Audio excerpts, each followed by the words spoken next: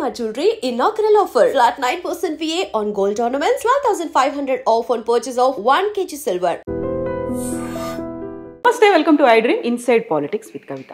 తెలంగాణలో యూరియా కొరతకు కారణం ఎవరు? బీజేపీ ఎంపీలు సరిగా పనిచేయట్లేదా? తెలంగాణ బీజేపీలో గ్రూపులు రాజకీయాలు ఎక్కువ అవుతున్నాయా? ఎందుకని తెలంగాణ బీజేపీ నేతలందరూ యూనిటీతో కనిపించట్లేదనే మాటలు ఎందుకు వినిపిస్తున్నాయి? మనతో పాటుగా ఉన్నారు నిజామాబాద్ ఎంపీ ధర్మపురి అరవింద్ గారు. నమస్కారం, ఎలా ఉన్నారు? సో ఎలా జరిగాయి మొన్నటిదాకా పార్లమెంట్ సెషన్స్ అనేవి? కాంగ్రెస్ వాళ్ళు నడవనిస్తలేరు కదా ఎక్కువ. So sad. వాళ్ళకి యాక్చువల్లీ అపోజిషన్ అన్నది వాళ్ళే ఎంత పార్లమెంట్ నడుస్తే వాళ్ళకి అంత మంచిది. వాళ్ళు గవర్నమెంట్ని డిబేట్లోకి డ్రా చేయాలా. They should try to corner government in many issues. కానీ వాళ్ళు కన్స్ట్రక్టివ్ అపోజిషన్గా లేరు. కాకుంటే మొత్తం మీరే హైజాక్ చేస్తున్నట్టున్నారు. You are not giving any time to them. ఎక్కడ మేడం అట్లేం లేదు. I don't think so. నేను జనరల్గా I'm not biased it such క్వశ్చన్స్లో. నేనేం బయస్డ్ లేదు. ఏమని ఉంటే ఓపెన్గా చెప్తాను. అసలు పార్లమెంటు నడవనీయరే. ఓకే, సో ఇప్పుడు యూరియా కొరతకు సంబంధించి చూస్తే తెలంగాణలో కారణం ఎవరు అనుకుంటున్నారు మీరు? యూరియా కొరత ఎప్పుడు కూడా కేంద్రం కారణం ఉండదు.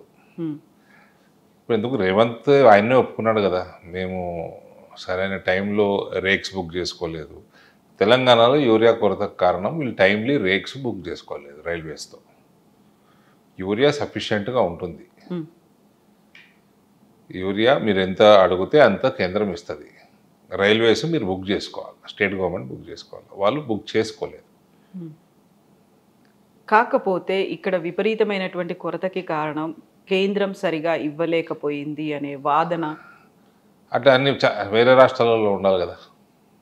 తెలంగాణ మీద మాకేమైనా కోపం ఉంటుందా? ముందు నుంచి అదే పక్షపాతం వివక్ష. వీళ్ళు ఏం చేస్తున్నారంటే వీళ్ళకి కేసీఆర్ ప్రభుత్వము మొత్తము చిప్ప చేతిలో పెట్టిపోయింది.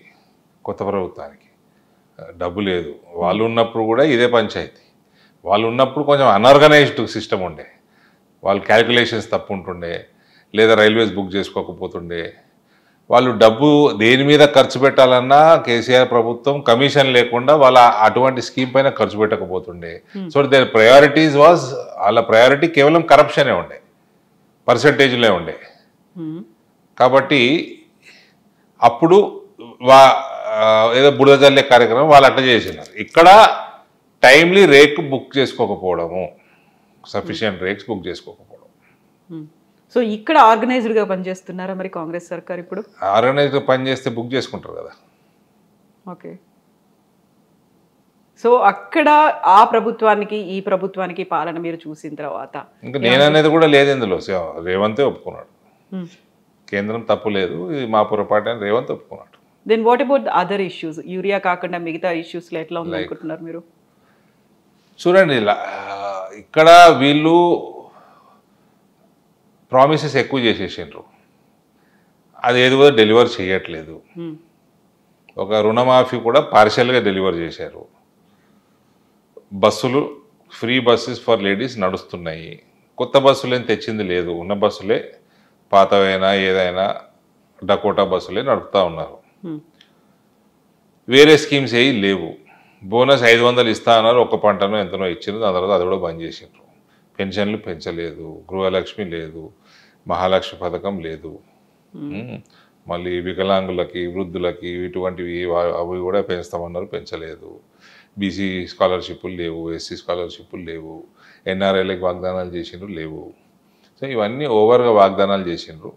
బడ్జెట్ ఏమో అనుకూలంగా లేదు, ఉన్న ఖర్చులే ఉన్నాయి. ఇవన్నీ ఒక ఎత్తు అయితే డెవలప్మెంట్ యాక్టివిటీస్కి డబ్బు లేదు. స్కూల్స్ డెవలప్మెంట్ లేదు, హాస్పిటల్స్ డెవలప్మెంట్ లేదు. నిన్నగాక మొన్న ఒక ఫ్యూ డేస్ బ్యాక్ ఆరోగ్యశ్రీ సేవలు బంద్ అయిపోయినాయి. రైతులకి ఒక ప్రోగ్రెసివ్ ఫార్మింగ్ కానీ, ఒక ఫార్మింగ్ పాలసీ కానీ, ఫ్యూచరిస్టిక్ పంటలు కానీ, పంట మార్పిడి కానీ, ఏ రకమైన పంటలకి వెళ్ళాలా అగ్రికల్చర్ పాలసీ లేదు. ఇండస్ట్రీస్ని అట్రాక్ట్ చేసే పాలసీ లేదు. So lot of things are missing in governance.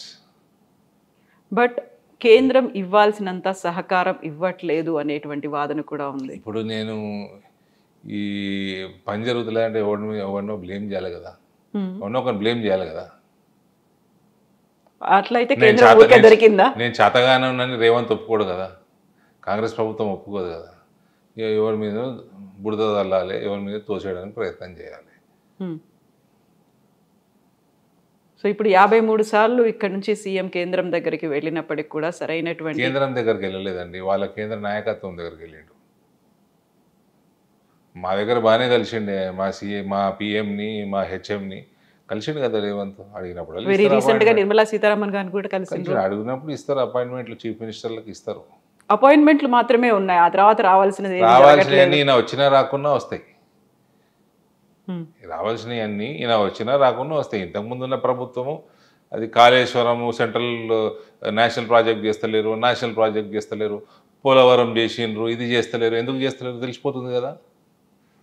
మీరు కట్టిన దాంట్లో క్వాలిటీ లేదు, మీరు కడతా అన్న చోటు వేరు, కట్టిన చోటు వేరు, కడతా అన్న డిజైన్ వేరు, కట్టిన డిజైన్ వేరు, విపరీతమైన కరప్షను, ఆడిటింగ్, ఇవన్నీ ఇట్లున్నప్పుడు ఆడిటింగే కాదు, ఆడిటింగ్ చేపిస్తే బయటపడుతుంది, ఇవన్నీ ముందే బయటపడతాయి. ఎందుకని వాళ్ళు ఇవన్నీ చేయలేదు, వాళ్ళు అడగలేదు కాబట్టి ఇయ్యలేదు. వాళ్ళు అడిగినా ఇవన్నీ ఉన్నందుకు కేంద్రం తీసుకోదు నేషనల్ ప్రాజెక్ట్ లాగా. కానీ ఇవన్నీ బయట పెట్టకుండా బురద జల్లిండ్రు ఆ రోజు, ఇవల్ల బయటపడుతున్నాయి. సో కేంద్రం అన్నది ఏ రాష్ట్రానికి కూడా సవతి తల్లి కాదండి. ఏ రాష్ట్రం మీద ఎక్కువ ప్రేమ ఉండదు, తక్కువ ప్రేమ ఉండదు. ఏదో సిస్టమ్ ఉంటుంది, ఫెడరల్ స్ట్రక్చర్లో సిస్టమ్ ఉంటుంది, సిస్టమ్ ప్రకారం వెళ్ళిపోతూనే ఉంటుంది కేంద్రం. ఎక్కువ తక్కువ ఇక్కడ ఎక్కువ తక్కువ అంటే ఇప్పుడు 6,000-7,000 కోట్లు పెట్టి ఫర్టిలైజర్ ఫ్యాక్టరీ ఓపెన్ చేసిరు. ఇక్కడ మీకు రీఆర్గనైజేషన్ బిల్లు, మీకు కోచ్ ఫ్యాక్టరీ కావాలన్నారు, వ్యాగన్ ఫ్యాక్టరీ పెట్టిండ్రు. మీకు ట్రైబల్ యూనివర్సిటీ అన్నారు, ట్రైబల్ యూనివర్సిటీ ఇచ్చిండ్రు. మేము పసుపు కొట్లాడుకొని మేము తెచ్చుకున్నాము. ఇప్పుడు దానికోసం బడ్జెట్లు, దాన్ని ఇంకా స్ట్రెంథన్ చేయాలి, ఆ పని మీద ఉంటాము. సో ఇటువంటివి కేంద్రం నుంచి పని చేయించుకోవాలి, చేయగలిగినవి వాళ్ళు సహకారం చేస్తారు. ఎంతసేపు ఏడ్చుకుంటూ వాళ్ళ మీద ఏదో బురద చల్లాలంటే అది బురద చల్లే కార్యక్రమం అవుతుంది తప్ప ప్రజలు పెద్ద దాన్ని పట్టించుకోరు. ఇంకోటి మీకు ఆవాస్ యోజనకు డబ్బులు ఇస్తారు. ఈ కేసీఆర్ అనేవాడు అసలు దాన్ని వాడింది లేదు, పెట్టింది లేదు, కట్టింది లేదు. అక్కడ నుంచి 2 లక్షలు వస్తే ఈయన 3 లక్షల పైన 5,07,000 ఎంతనో ఎస్టిమేట్ వేసుకుంటే ఒక డబుల్ బెడ్రూమ్ ఇంటికి. ఈయన దగ్గర డబ్బులు లేవు. డబుల్ బెడ్రూమ్ ఇళ్ళకి పెడితే కమిషన్లు రావు కదండి. మొత్తం 33 జిల్లాలో స్ప్రెడ్ అయి ఉంటుంది, 119 నియోజకవర్గాల్లో స్ప్రెడ్ అయి ఉంటుంది. కాంట్రాక్టర్లు వేరే ఉంటుంది. డిఫికల్ట్ అవుతుంది కమిషన్లు తీసుకోవటం. కాళేశ్వరం అంటారా, 1, 2, 3 కంపెనీలకు మాట్లాడేసుకొని తీసేసుకోవచ్చు. సో బడ్జెట్ దీనికి అలొకేట్ చేయటము, దానికి అలొకేట్ చేయకపోవటం, ఇట్లా ప్రజలకి పనికొచ్చేది ఆరోగ్యశ్రీ కానీ, ఆయుష్మాన్ భారత్ కానీ, ఈ డబుల్ బెడ్రూమ్ ఇల్లు కానీ, ఇట్లా వెల్ఫేర్ ప్రోగ్రామ్స్కి డబ్బులు కేటాయించలేదు. ఎందుకంటే కమిషన్లు రావడం కష్టం. సో ఎక్కువ ప్రేమ తక్కువ ప్రేమ కాదు, చిన్న చూపు అనేది ఉంది అనే తెలంగాణ మీద ముందు నుంచి ఒకటే చూపు ఉంటుందండి అన్ని రాష్ట్రాల్లో. ఇవాళ మా ప్రభుత్వం నేను వెనకేసుకుంటలేను, ఏ ప్రభుత్వం ఉన్నా అది ఒక సిస్టమ్ ప్రకారమే నడుస్తుంది. ఇక్కడికి వచ్చే డబ్బు ఆపితే రచ్చ అవుతుంది, కోర్టుకు పోయి తెచ్చుకోవాలి. నువ్వు కోర్టుకు పోతలేవంటే ఏందన్నట్టు నువ్వు రాజకీయం చేస్తున్నట్టు. సో అన్ని అంశాలు ఇదే రాజకీయం అవుతుంది, అంతే ఉంటుందండి. ఏమో అట్లా కేంద్రం నుంచి వస్తలేవు అంటే అన్నీ వేస్ట్ ముచ్చట్లు. సో ఇప్పుడు కాళేశ్వరం ప్రాజెక్టుకు సంబంధించి సిబిఐ ఎంక్వైరీకి ఆదేశం అనేది ఇచ్చారు, అది అవుతుంది అనుకుంటున్నారా? ఏం జరుగుతుంది? సిబిఐ డెఫినెట్గా అవుతుంది, ఎందుకు కాదు? అంటే వాళ్ళ టైంలో అవుతుంది. ఇప్పుడు మీడియా ఛానళ్ళు, కాంగ్రెస్ పార్టీ, టీఆర్ఎస్ పార్టీ అనుకున్న టైంలో సిబిఐ టైం ప్రకారం సిబిఐ చేసుకుంటుంది. కాకపోతే సిబిఐకి సంబంధించి కేంద్రమే ఒక జేబు సంస్థలు అనేది గతంలో వినిపించింది, కానీ ఇప్పుడు పార్టీలను ఎలిమినేట్ చేయడానికి కాంగ్రెస్ ప్రభుత్వంలో ఉన్నప్పుడు అట్లే అన్నారు, ఇప్పుడు బీజేపీ ప్రభుత్వంలో కూడా అట్లే అంటారు. అప్పుడు జగన్ వేస్తే అప్పుడు కాంగ్రెస్ వాళ్ళని తిట్టిండ్రు. ఇవన్నీ నడుస్తూ ఉంటాయి. స్కామ్ చేసినోడు ఇప్పుడు ఇక్కడ ఈ ప్రభుత్వము ఆ ప్రభుత్వం మీద దుమ్మెత్తి పోసినట్టు దొంగ అన్నది ఈ ప్రభుత్వం, ఇది పొలిటికల్ వెండేటా అని ఏదో మీడియా ఛానల్లో ఇంటర్వ్యూలు ఇచ్చాడు తప్ప నువ్వు క్రైమ్ చేయకుండా జైలుకి ఎందుకు పోతావండి? నీ మీద ఏమైనా ప్రేమనా సిబిఐకి? నీ మీద ఏమైనా పర్సనల్ ద్వేషమా? జైలుకి వెళ్ళింది కవిత గురించేనా మీరు మాట్లాడుతోంది? కవిత కూడా ఎవరైనా ఏదో పొలిటికల్ వెండేట అన్నట్టు వీళ్ళు అసలు వీళ్ళకి వేసుకోవడానికి సరిగ్గా బట్టలు లేకుండే, హాస్పిటల్ బిల్లు కట్టడానికి పైసలు లేకుండే, చిన్న చిన్న ఉద్యోగాలు చేసుకునేటోళ్ళు ఇలా 1000 కోట్లకు ఆసామిలో అయిన ఎట్లయినండి ఆ కరప్షన్ చేయకుండా? బిజినెస్లు ఉన్నాయి కదా. ఎప్పుడు ఉండే అండి బిజినెస్ బ్యూటీ పార్లర్లా? అది కేటీఆర్ అయినా అంతే, ఉద్యోగస్తులే కదా, ఆయన ఉద్యోగమే చేసేవాడు కదా. ఒకసారి అమెరికా వెళ్ళి అప్పుడు వాళ్ళకి దగ్గరలో తిరగటోళ్ళకి కాబట్టి చెప్తారు ఏ రకంగా ఉంటుండని వాళ్ళు. ఇప్పుడు ఏ రకంగా తయారైనరు? ఈ రకమైన దోపిడీ ఉంటే ఎట్లా డెవలప్ అవుద్దండి? కేవలం కుటుంబం మాత్రమే అభివృద్ధి చెందిందా? ఆడ అభివృద్ధి చెంది ఎలా వాళ్ళ నిద్ర లేకుండా ఉన్నది. ఇప్పుడు ఎప్పుడు ఏసీబీఐ వాడు లోపటేస్తాడు, ఈడీ వాడు లోపటేస్తాడు, ఐటీ వాడు లోపటేస్తాడు, ఇదే పని. అవన్నీ మీరు ఏదైనా మితిమీరి చేయకూడదండి. చేస్తే ఇట్లయితుంది. ఆ కేసీఆర్ నాశనం చేసిండ్రు పిల్లలు. ఆ కేసీఆర్ అనేటోడు ఒక ఉద్యమం టైంలో కొట్లాడి ఆంధ్ర నాయకులతో కొట్లాడడము అంత సులభం కాదు, కొట్లాడి తీసుకొచ్చాడు. తెచ్చినోని మొత్తం నాశనం చేసిండ్రు, ఆ పేరంతా భూస్థాపితం చేసిండ్రు పిల్లలు. ఆయన కూడా చేయనిచ్చిండు. కొంచెం కేసీఆర్ అంటే సాఫ్ట్ కార్నర్ ఉందా మీకు? ఇష్టమా? ఒకప్పుడు అందరికి ఉండేదండి. 2014 బిఫోర్ అందరికి ఉండేది. దాని తర్వాత ఆయన ఏ రకంగా పరిపాలన చేసిండు, అసలు పరిపాలన ఆయన సెక్రటరేట్ రాని ముఖ్యమంత్రి వాడు నాకు ఇప్పటివరకు ప్రపంచంలో ఎక్కడ లేడు. మొత్తం పిల్లలకు వదిలేసి ఫామ్ హౌస్లో వండుకొని అసలు ఒక పాలసీ లేదు, ఒక అడ్మినిస్ట్రేషన్ లేదు. ఎప్పుడైనా చెప్పిండ్రా మీరు 2014 ముందు మీరంటే కొంచెం ఇష్టం ఉండేది, అభిమానం ఉండేది? ఆ తర్వాత చాలాసార్లు చెప్పి ఆయనతో పర్సనల్గా చాలాసార్లు చెప్పినాము. 2004 ఎలక్షన్లలో మా ఫాదర్ వెంటబడి అలయన్స్లో 4 సీట్లు ఆయన అడిగే సీట్లు ఆయన ఆ పార్టీ స్తోమత చాలా ఎక్కువ ఇచ్చిండ్రు కాంగ్రెస్ వాళ్ళు. ఇచ్చేయండి తెలంగాణ వాదం బతుకుతుందని ఇప్పించిన వాళ్ళని ప్రెషర్ పెట్టిన దాంట్లో ఆనాటి పిసిసి ప్రెసిడెంట్ నేను ఒకటి. ఆ తర్వాత అది మెల్లిగా డైల్యూట్ అయిందా? వచ్చింది కదా తెలంగాణ. అప్పుడు 2004లో వాళ్ళకి ఇచ్చినందుకు 42 సీట్లు ఇస్తే 26 గెలిచిండ్రు. కాంగ్రెస్ 189 సీట్లు గెలిచింది. సిపిఎం కూడా అలయన్స్లో ఉండే, వాళ్ళు కూడా సీట్లు గెలిచిండ్రు. సో అభిమానం మెల్లిగా డైవర్ట్ అయిందా మీది? అభిమానం అని కాదు, తెలంగాణ వాదం మీద మాకున్న ఇంట్రెస్ట్.